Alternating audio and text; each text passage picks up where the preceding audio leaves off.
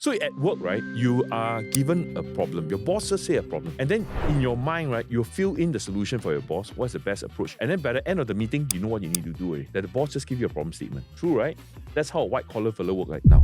The same effectiveness goes into the scam. That's why when you look at the newspaper article, right, how come this guy is so smart, willing to hand over 100,000 over or willing to hand over gold bar? It's because they fill in the blank. The victim fall prey to any of us who fall when we don't slow down to think about it. They make up this story about the 10th man in the room. They say that if all of us think that this thing is not going to happen, the number 10th guy will have to figure a solution to what we think will not happen. So I have a 10th man in my team that always tell me, boss, cannot, can do one. Are you seeing some like new development products?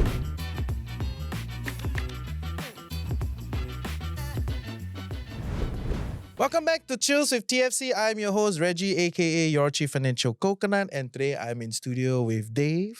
Hello everyone, my name is Dave. Okay, today I'm here with Reggie to talk about our favorite subject. This is your favorite subject? Oh, yeah, okay. Finance. I thought this is his favorite subject. Because the audience will have seen the label, right? So I think the premise of today's episode, I asked Dave together because we both connect a lot with the white-collar professionals, right? So a lot of all of you, the PMEs tuning in, and oftentimes I always tell the team, these are smart people, you cannot tell them simple things. You must be refined, must be nuanced, there must be depth to the message that's being delivered, right? But on the assumption that these are smart people, there is a rising trend that more and more of us are getting scammed, right? So like it or not, right? There is a whole trend getting there, and while we presume that a lot of us are very smart, we will not get scammed, but actually, if you think about it from a scammer's point of view, maybe we are prime targets, we are fat and got a lot of money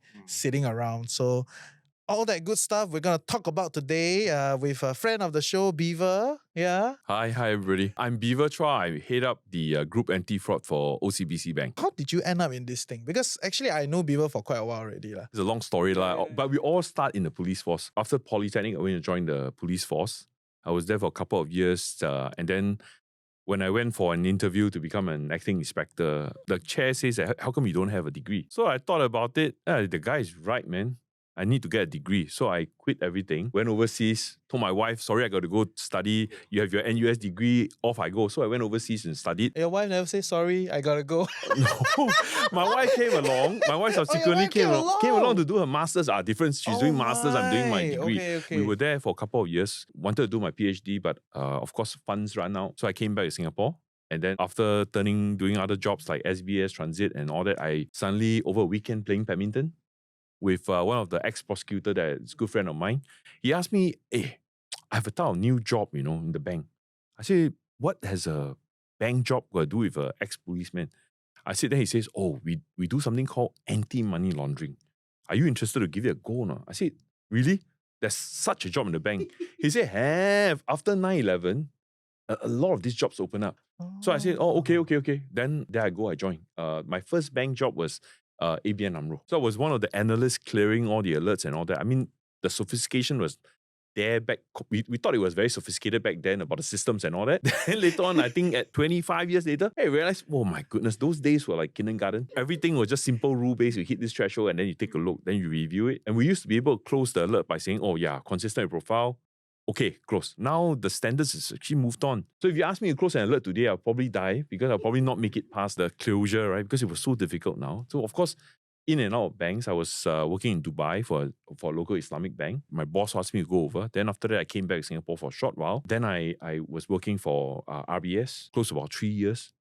Then after that, my boss asked me to join him in Citi. So I went over to Citi.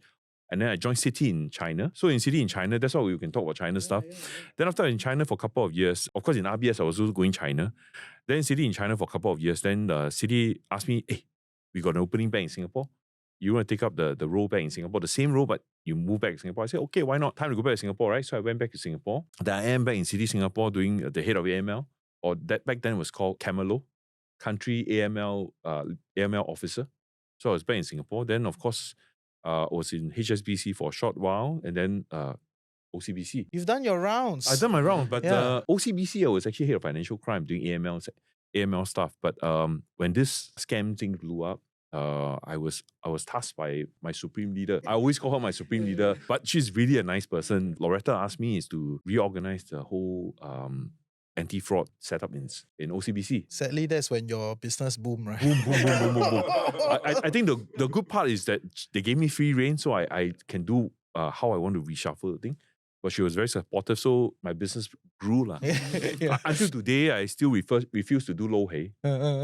Because they said... oh, yeah. You are like I the remember doctor. yes. The lansai cannot go to the clinic. Correct.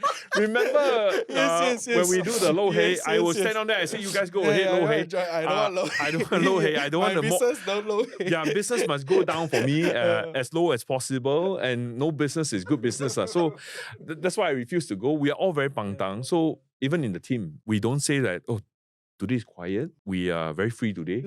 We avoid all these bad words because I think during our time in the police force, you cannot knock table, you cannot say you're free, you cannot say you got nothing to do.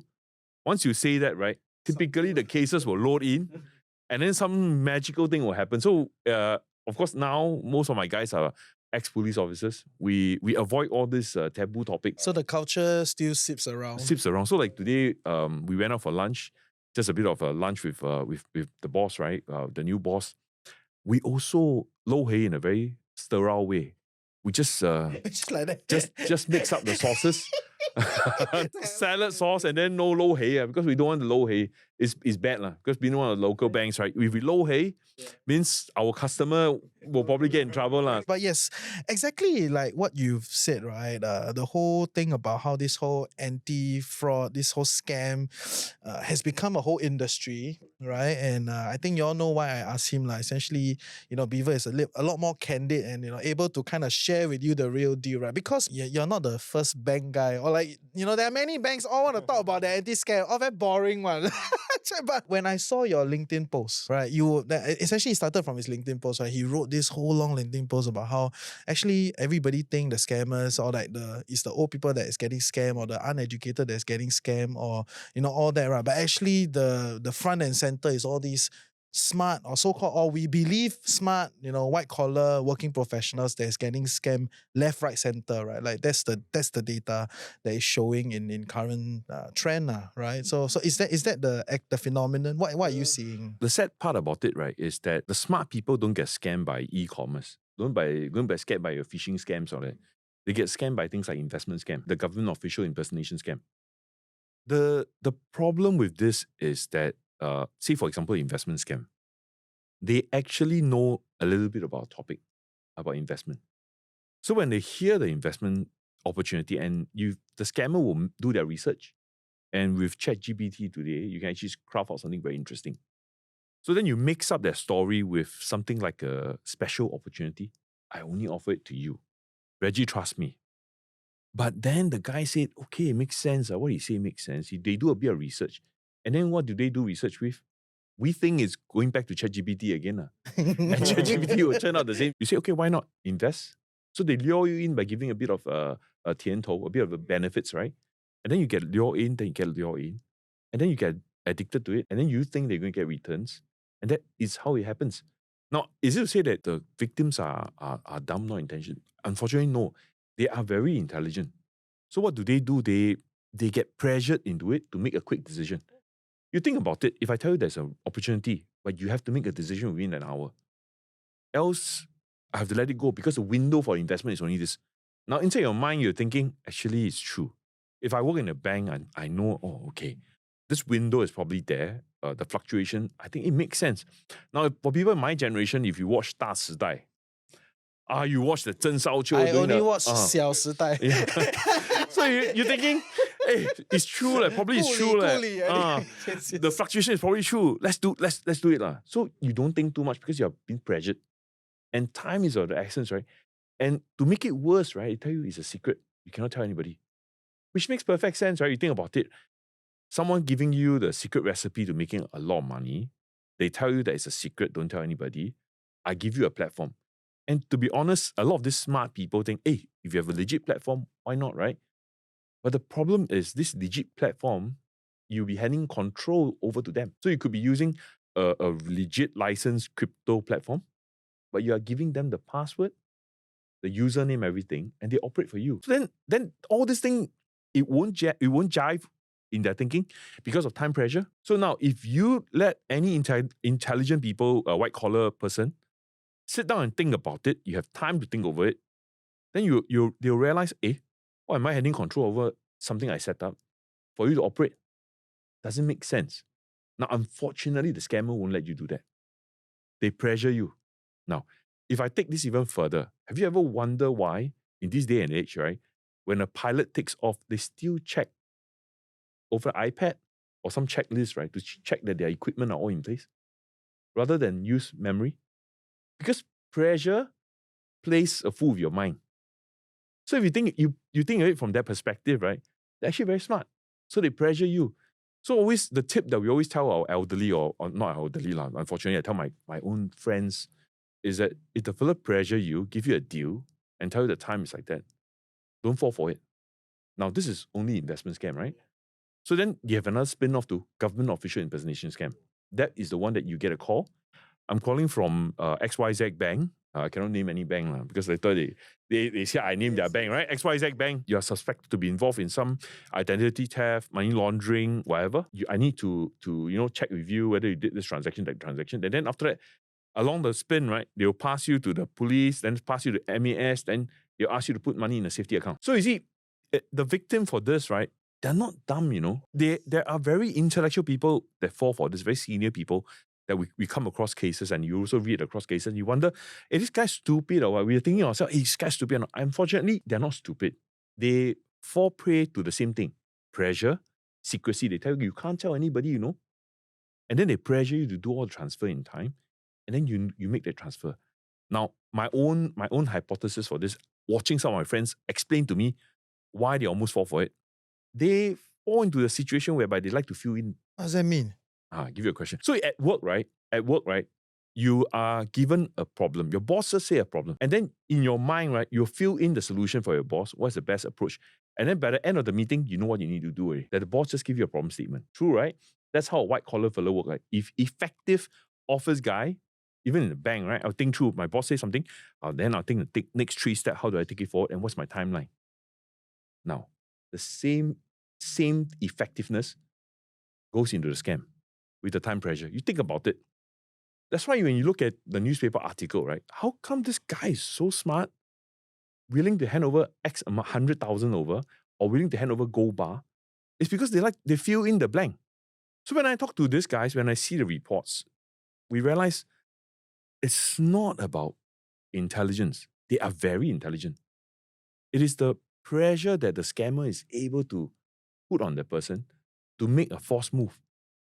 So is it to say that the victim is dumb? Unfortunately not. The victim fall prey to anything any of us will fall when we don't slow down to think about it. And the reason why I said this as well is not everybody can think on the fly, think under situation, think under stress. Now these are things that I can tell you this because when I was in the police force, right, we are trained to make decisions. No matter how dangerous the situation is, how dire the situation, we're supposed to make a decision. I give you an example. Years ago, many years, not years, many years ago. He already 20 over years in the bank, right? Many years ago, when I was in the police force, right, we heard that something happened, some pipe was hit. Potentially there could be a backdraft and burn down the building, right? We evacuated the building. Now, how many Singaporeans or how many white-collar or intelligent people in high position actually have to make that kind of call? Don't waste time, evacuate, right? You don't have to do that in the daily basis, or you don't have to do it as part of your job, right? So, but when you're put under that pressure saying that you're involved in some scam, some crime, that you need to clear your name, the thinking is still there, but then you've been pressured to quickly comply and go with the process. So your mind will actually play tricks with you, Yeah. You're pressured, Then after that, they will tell you, in a very blunt word, they say they have been hypnotized and all that. I think in a sense, it's not wrong. It is a process whereby you actually go with the flow, thinking that, this is Singapore, right? Why should we not trust the government, right? Why should we not trust the police, right? Low corruption, third globally, not the other way around, but third global lowest. So high trust, right? So we don't think too much, right? We go through the flow. That's why we become prime target audience. Correct. Right. Look at the government crime statistics, right? The number of cases actually went down because the usual run-of-the-mill things, phishing, all that, right? All those cases, right? They're happening, but maybe in lower quantums, people report it, people see it. But what has actually gone up, if you look at it carefully, the statistics, right? The big ticket items like government official impersonation scam, investment scam, they all went up. So these are very big ticket cases, that people get hit.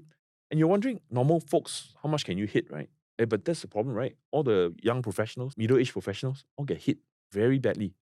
Minus the elderly. The elderly is something that all banks are working on to see how we can protect them better. But if you look at it, the young professional, all that, when you call them up to tell them, hey, you're probably a victim, you can imagine what kind of pushback you have from them, saying that, why you think I'm stupid or what? Which is in a sense quite bad, because this has nothing to do with your intelligence. You fall prey because you are pressured. Anybody behave unusually during a pressured situation. So that's why, to me, right, it's not about intellectual capability. It's not about, you shouldn't blame yourself for it. But rather, I always say that the victim should actually pause for a while and think through. So in the West, right, they use something called a 10-second rule.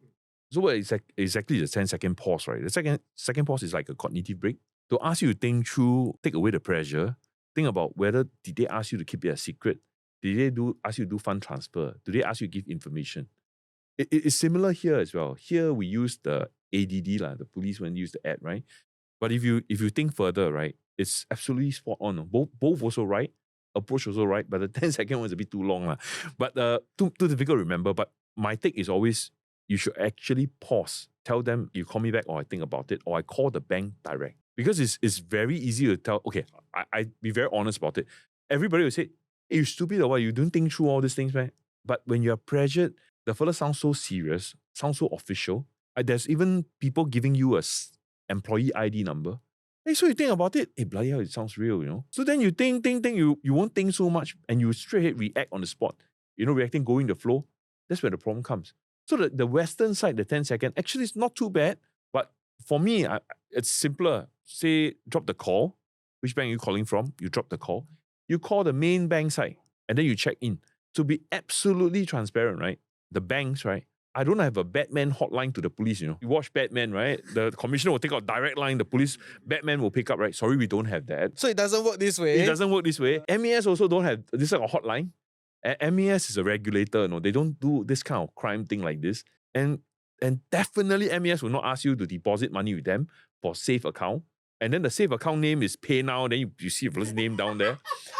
And then things like this. But when you're pressured, right, you don't think so much, is it? Yeah. But always good to take a pause. You say, let me think about it first, then we'll talk to you. Just bear in mind, if the police think you're involved, they'll appear at your door and they'll have a proper ID. They won't be some guy at the backdrop, Singapore Police Force kind of thing. So actually, a lot of these things, the solution to all this when you receive our call is to pause. Pause. Think about it. Don't get pressured. Then you will wake up. So it's nothing to do with intelligence. It's the pressure. Yes, how you handle pressure, like studying. I think I can vouch for that because I used to deal with, I work in a bank, I deal with credit risk and transactional risk. So I have one AML guy to do compliance. He started like from the police. He's from Scotland Yard. So you employ him. It's Somehow like, all of them some from the police. yeah. All this kind of like investigation kind of mindset, right? Like from the police point of view. So when we were training, like how to handle phone calls, all this stuff, right? I think in the West, they also practice this 10-second thing, or there was openly pressure. Because sometimes when we will, through our operation or the transaction come in, it's actually thick and fast. Yeah. So every time we got to kind of like, we'll take down the request, then we'll just keep that as a habit, take down a request, and then we go and think about it, and then we kind of like follow the framework, the framework that we are given, and then slowly think through it. Yeah, before we actually approve. Because it's international trades, right? Correct. So international trade, we got to deal with a lot of like, they call it like financial scam on the white collar side also.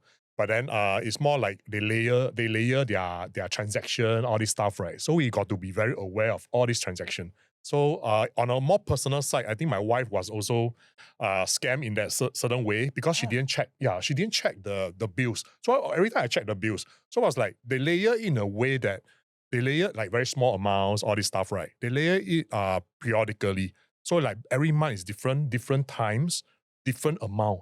So if you are someone who thinks that the bill is, it looks okay, so then you will just pay for it, then you'll get probably a lot of people in Singapore is already scammed, but then they didn't, because the amount is so small. Yeah, so anti-money laundering, that is called layering. Yeah, so you actually can't tell, like, is it a legitimate transaction or not? Yeah. So is that common? Like whatever you just said? Or is or is in line with your statistics to say that actually the small petty crimes are going down? Actually, You in know? line with our statistics, we think that nowadays, right, the people are better educated. The industry itself is actually slowing down everybody so that you take a pause to actually think through before you transfer. But the normal run-of-the-mill one that we see a few years ago is still there, but it's not so voluminous. So I think the police statistics will really go down. But what we are really worried about is the hard-hitting ones. Like I said Of course, earlier, because the those are like investment- $500,000, $1 million. Yes, a lot of value. Those are very high Yes, value. yes. And the problem now, I think, is people are better educated. But I remember years ago when I first started doing anti-fraud, the reporter was telling me, he says that actually it's quite sad, because the people that needs to read the news about all these cases aren't reading the news. The people that don't need to know, and they already know because they read the news, they actually get very mindful. So that's where the problem is. So that situation actually improved because now banks like ourselves, right? I even use social media, TikTok, Xiaohongshu, to pass that message across. So I think it works. Particularly things like big friend call, you hardly see them anymore. There still is, but you really don't see it as popular as it is. But then they also pivot. They're very smart. They have my equivalent, head of fraud scam center. Of course. So they will work on a strategy They study to the pivot. target audience. They say, this is the way to do it. BU. So we must switch our BAU. So new product. So we do another offering. Now the scary part now for me, I think, is the use of things like ChatGPT. I give you an example. So years ago when malware was problematic, so we found another version of the malware. And I was telling my team, I said, we're discussing, one of my very good guy was telling me, very difficult to run this, this scam, this way of doing the malware. You need to ask the chap to go and spin to do this, turn on this, turn on that. And then you need to do this, do that. Very difficult. Then every different Android phone has a different setting, different way of setting it up. So there's a variant to this. So I was talking to my guy, and then my guy said, actually, boss, I want to tell you something. It's pretty simple. I say, how? He says, give me a brand. So I say one particular Chinese brand. With more obscure, better, right? You can't test, right? You tossed it in ChatGPT. The answer is there. How to turn on their settings. So imagine how uncomfortable I am as a anti-fraud guy, right?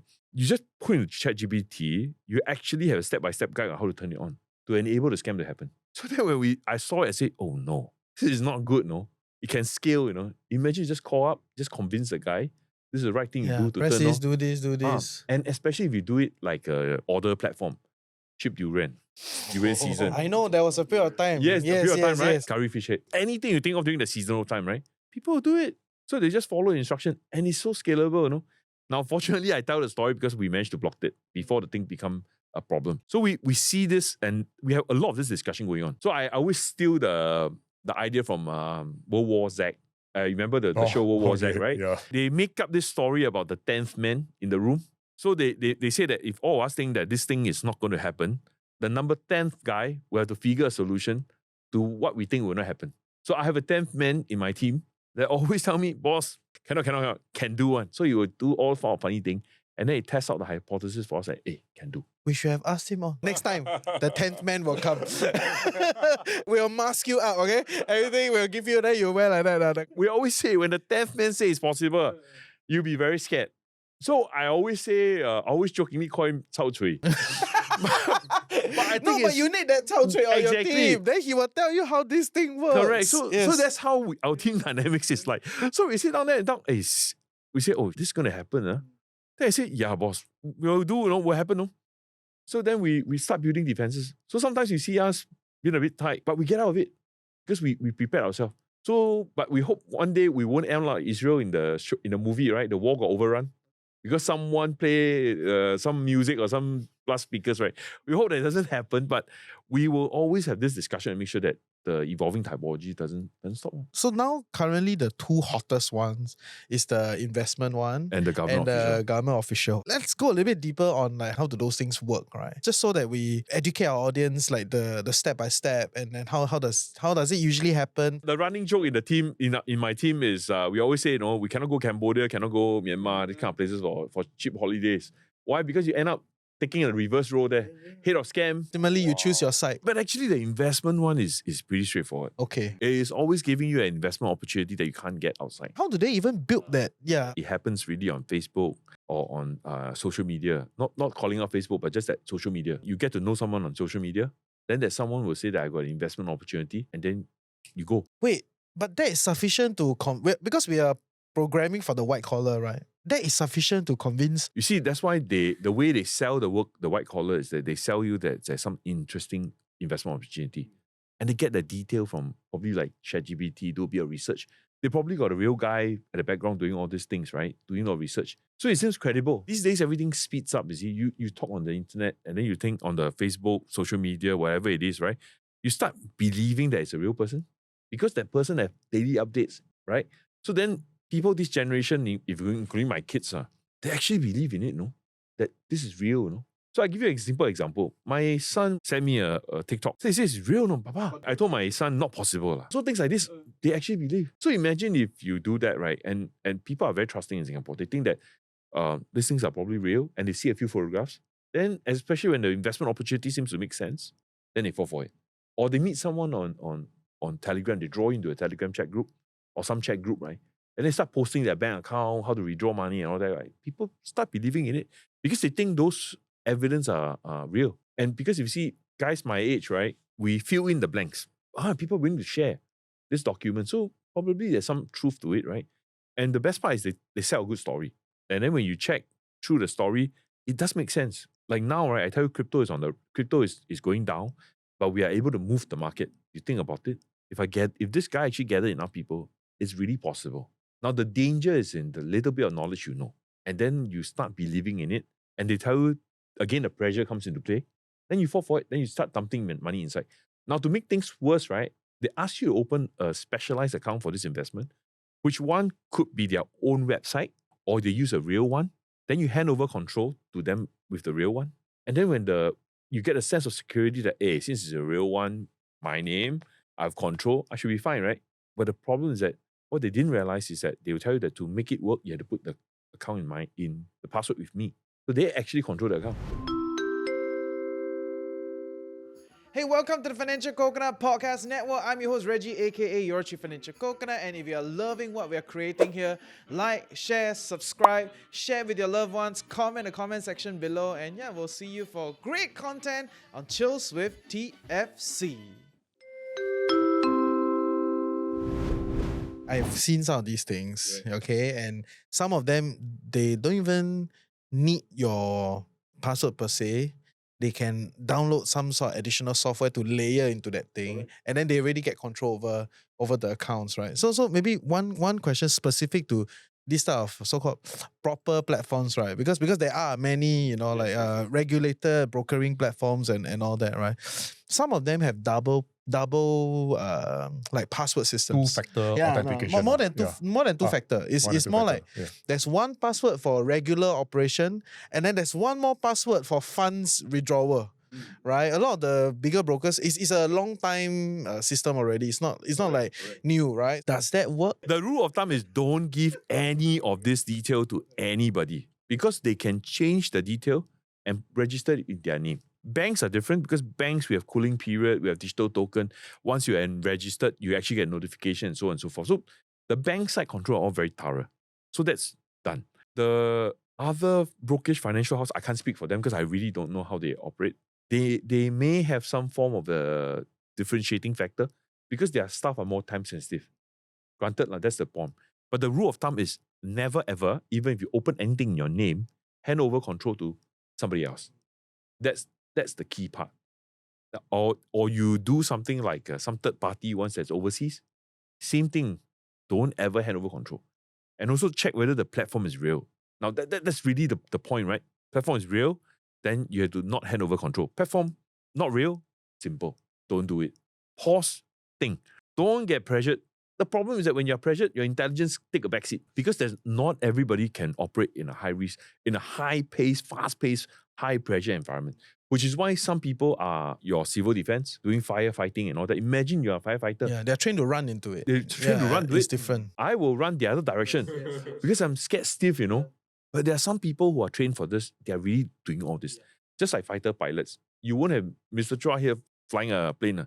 It's too scary for me. The speed and all that, right?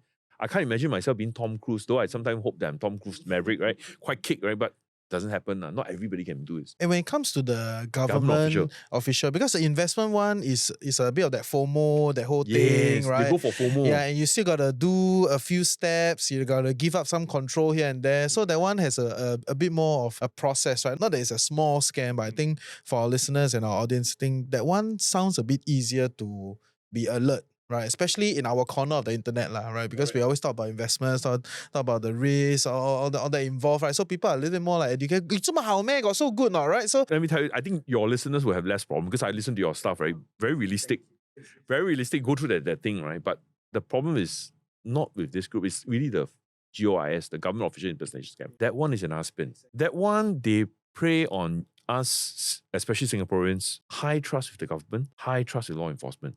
I'll be very honest with you. Police ask me to do something, I do it. I don't doubt it. Not like in certain Western country, the police stop you, you will start telling police, what sovereign person, why must I show you my ID? What rights do you have? All that. But in Singapore, it's quite straightforward. I have no fear on this. Police ask me to do it, I'll comply. Now, I think the scammers know this, and they know that Singapore people follow the rules. So when they call you up, all they have to do is to script it nicely. Now, how do you script it nicely? Then you just have to really put in ChatGPT, listen to one or two calls from the banks, you roughly figure it out, right? Then you... Because you're also SOP, ma. Yeah. So every call... Yeah, the introduction is standard. Hello, yeah, correct. So there's a face introduction that you have to clear through. Can you verify yourself? Exactly. So you have to go through the introduction and then you verify yourself. So that's not difficult, right? And unfortunately, that has to be done. So everybody will follow that playbook, okay? Then they will do that. Then they will tell you, so-and-so, you're actually involved in this and all that. Then you think to yourself, how come he knows my name? This is purely my hypothesis, and I would suggest everybody follow. I check on your PayNow name. You put Reggie. So all to do is just put a phone number there. I know your name. But the bank will never call me Reggie. Exactly. So example, you put a name that nobody knows. So you just put it there, right? So, but a lot of people don't know that it's defaulted to your full name. Of course, there's new things coming up to mask your name and all that. I think it's out in the press. But before that, right, just go to PayNow, change that name. So then if the scammer calls you up and calls you by another name, then you know it's not you. It gets the name from where? Basic things you can change. This is before you even go to the story. So that's one of the things that they will tell you, hey, you are doing so, are you involved in this as identity theft, going on and so forth. Then you think to yourself, hey, yeah, let's listen, just in case the guy is right. My staff number is this. I'm calling from XYZ Bank. You can call me back at the main line to check if you're not comfortable. Now, immediately you think, hey, give me a staff number. Okay, let's move on. Okay, so then you go on. Okay, I will now pass you to the police. Then you think to yourself, you fill the blank for the scammer. You don't think, because the pressure is there, because they say, hey, you're involved in crime, Don't play a fool, Singapore involved in crime, serious business, right? You fill the blank for them. You say, yeah, possible. I just read a few times ago, I saw this fat guy on TV fat guy called Beaver on TV saying, the bank's now co-locate with the police, Why not, right? Just pass the phone over or transfer line. Possible, right? You think to yourself, hey, bloody, I fill in the gap for you, right? I feel it possible. Then they pass over to the police. You're this and that, right? Then you start believing. So you need to put money for me to inspect your money. Now, your logic is not thinking because you're pressured. You're trained to follow process. It's a legal process. You think that it is a legal process. You follow. They say, okay, wait, I'll transfer to MES. MES will tell you what to do and all that kind of thing, right? They transfer to MES. Now, you still don't think. Because if you think, right, police and MES, what is a law enforcement? What's a regulatory body? Because you're under pressure and because we're in Singapore, right, we trust, right, that the process is correct, right? You don't question so much, right? And then you remember reading the news. You see this fat guy from OCBC, he's saying that, we speed up the recovery, all that, right? You remember seeing him on TV a long time ago, and then all the banks also say they co-locate there, right? Then you start thinking, hey, probably, you fill in the blanks for them. And then that happens, you pass the guy to MES. And MES tells you, okay, all you do is to put into a safety account. I give you the safety account. and then you send money over the safety account, thinking it's real, no? Now, there are situations whereby the scammers also know, today with the shared responsibility framework, if you start emptying an account, we hold your money for 24 hours. That's true, right? So then I realized, oh, damn, the bank got to us. Now we got to hold the money. So what do I do next? Buy gold. Tell you to put gold instead. Hand over the gold. You go and buy gold. Hand over the gold as safekeeping. Then you think yourself, Singapore gold reserve. Okay lah, makes sense lah. Put in gold as a reserve. Then As you a put collateral. as a collateral, safety okay, deposit, okay, right? okay. Well, I do the investigation. After investigation, I give back the gold lah. Then you probably think, hey, not bad, gold price going up. I change probably lah, not too bad. The idea makes sense, right? So you go and buy gold. Then you put it there. Now you skip the banking system because they know that the banks now are holding. They then go to physical gold. Now then, besides gold, what can you do?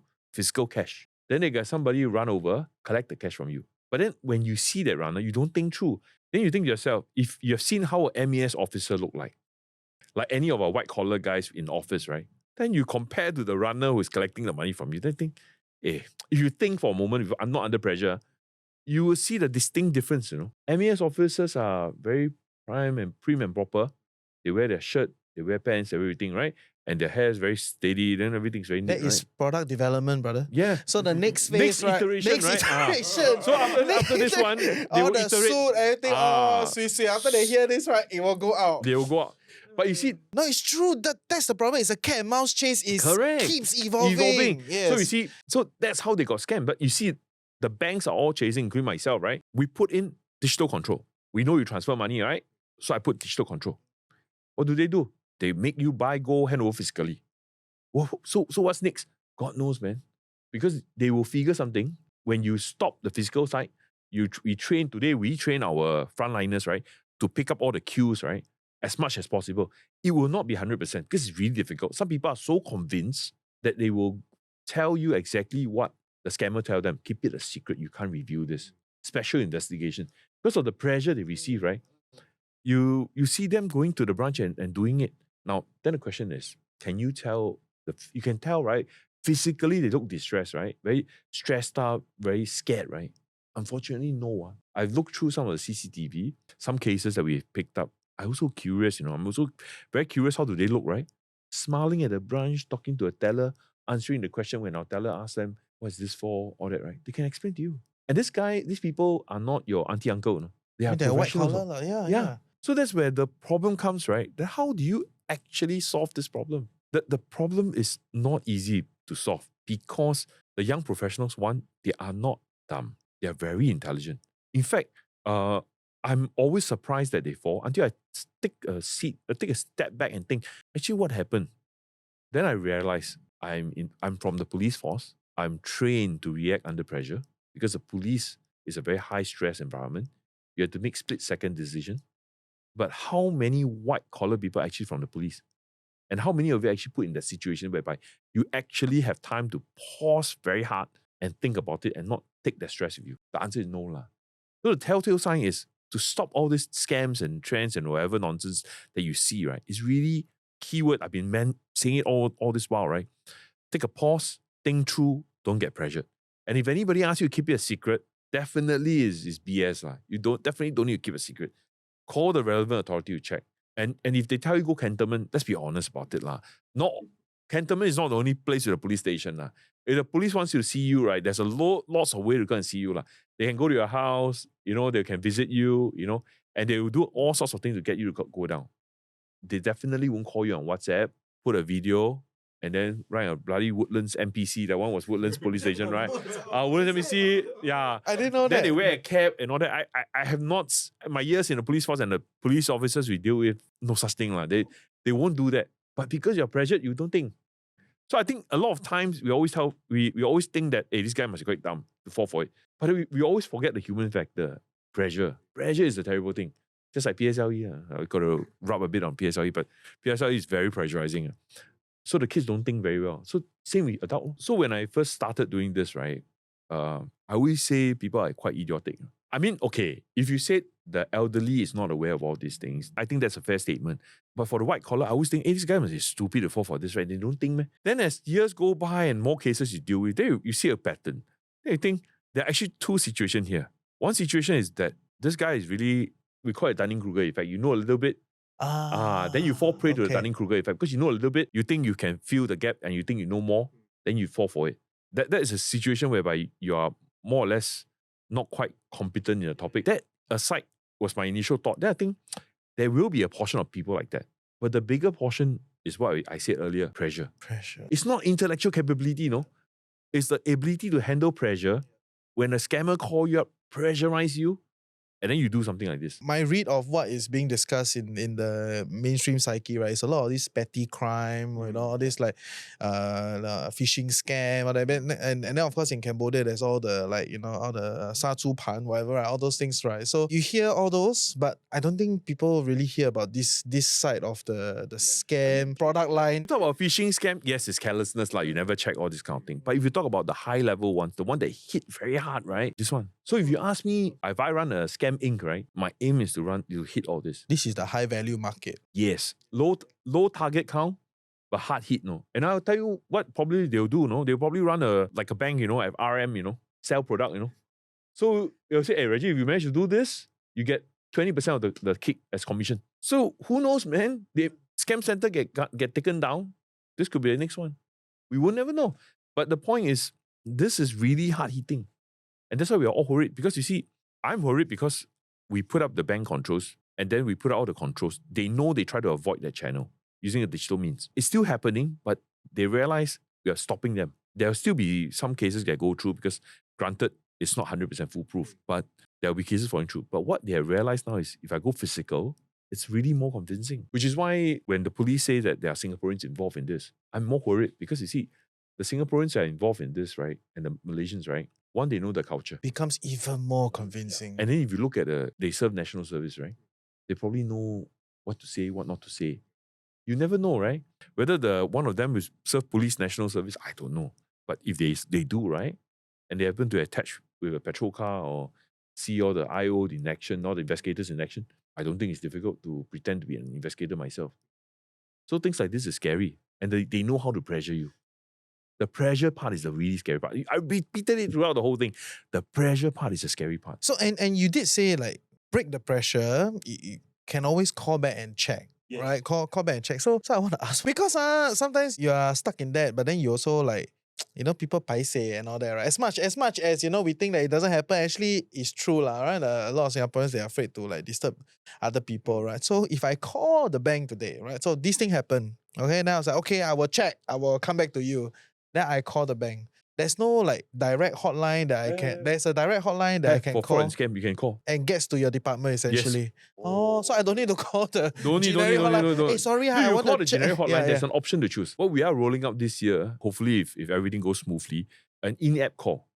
You actually can use your app, your banking app, to call us directly. We also thought through about it. One, the in-app can help us call you, so you are assured that it's actually from the bank. Because the bank app rings. So suddenly my bank app calling from OCBC. Then you know already. It helps. You see, bank. And the second thing we also thought through about it is when you go for holiday. Actually, not many people turn on, they buy a new SIM card or they slot in another SIM card, right? Then you have a problem, right? Because you probably turn off your number. Then you actually have another avenue. So that's what we are thinking of, but we're trying to roll it out. But we're still, I think, hopefully by this year we should be able to roll it out. The in-app call out and the in-app call in. It does help to kind of alleviate all the random number calls or the no number calls. Like, what is this, right? Yeah. Because basically what I'm doing right now is I'm kind of ignoring all this. Yes, I just ignore. Yeah, I just ignore. If it's really serious, then I wait for email or whatever. You're not alone. I also ignore. Yeah, I totally ignore. But the happy part to this is ignoring it, right? My son's school call up and getting a complaint, I ignore it as well. So I don't get all the bad news. I always believe that if somebody really needs to get to you, right, they will come in 101 ways. Yes. So they will send you letter, they will knock your email, they will look for you at the office, they will, 101 ways they will come and look for you, right? So what if you miss a bunch of calls? It's fine. One last bit on this front, right? These are the frontier products.